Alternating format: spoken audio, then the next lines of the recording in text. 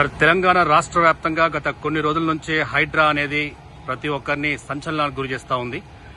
మరి హైడ్రా విషయంలో తెలంగాణ ముఖ్యమంత్రి ఎవరిని కూడా వదిలిపెట్టను, చివరికి మా పార్టీ వాళ్ళు భూ కబ్జాలకు చేసినట్టుగా ఒకవేళ గనక పిటిషన్ వస్తే మాత్రం వాళ్ళను కూడా వదిలిపెట్టనని చెప్పి సీఎం రేవంత్ రెడ్డి చాలా సీరియస్ గా ఇది ముందు తీసుకెళ్తూ ఉన్నారు. సో దీనిపై మీరేమంటారు?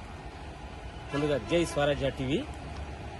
ముఖ్యమంత్రి గారు ఆ స్టేట్మెంట్ ఇచ్చారంటే నిజంగా కూడా హర్షించాలి. మా వాళ్ళు కూడా ఉన్న ఎట్టి పరిస్థితుల్లో ఎవరిని వదిలిపెట్టమని, అది ప్రభుత్వానికి సంబంధించినటువంటి భూమి. ముఖ్యమంత్రి గారు ఆ విధంగా అన్నారంటే ప్రభుత్వ భూమి అంటే అది ప్రజలకు సంబంధించినటువంటి భూమి.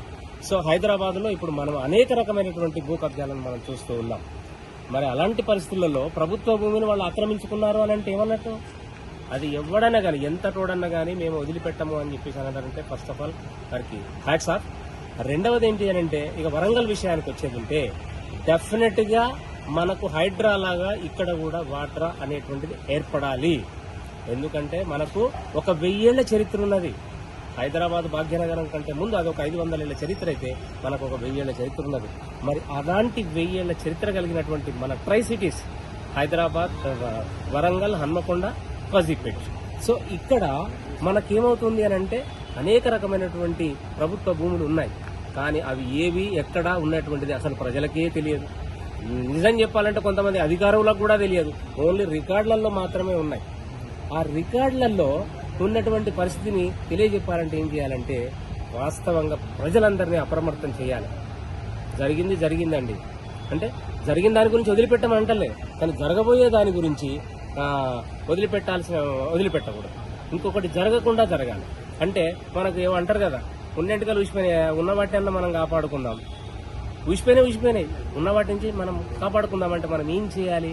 తప్పకుండా ఈ ప్రజలకు ప్రభుత్వ భూములు ఏమిటి అనేటువంటిది తెలియాల్సినటువంటి అవసరం ఉంది.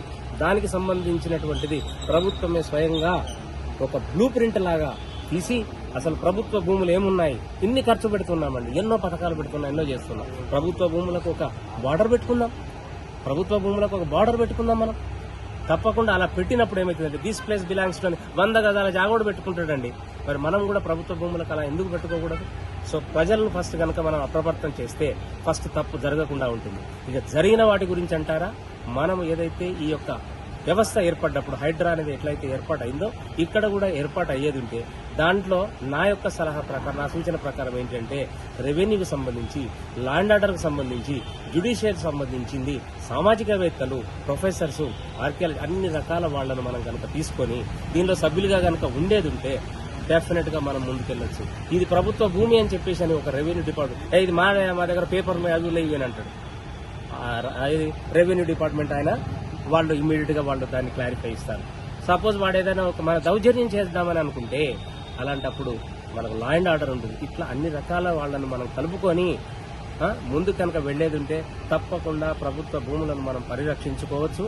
అది ప్రజల సొమ్ము అని అంటున్నాను. ప్రభుత్వ భూమి అని అంటే ప్రజలదే కాబట్టి దాంట్లో ఏమైనా కూడా గతంలో జరిగిన వాటి ఉండేంటే తప్పకుండా తీవ్రంగా స్పందిస్తా అని చెప్పేసి ముఖ్యమంత్రి గారు అన్నారు. స్పందించాలి. వారికి కూడా మనం సహకరించిన వాళ్ళం అవుతాము. ఒక రకంగా సామాజికంగా మనలో ఒక చైతన్యం ఇది రావాల్సిన అవసరం ఉంది. ఇది వచ్చింది, మరి దాన్ని మనం హర్షించాలి. ఆ విధంగా ఇక ముందు తప్పు జరగకుండా చూసుకోవాలి. జరిగిన వాటి గురించి పరిష్కార దిశగా ముందుకు వెళ్తుందని చెప్పేసి ఈ వాడ్రా సంస్థ అనేది ఖచ్చితంగా వరంగల్లో కూడా ఏర్పడాలని చెప్పేసి నేను భావిస్తూ ఉన్నాను.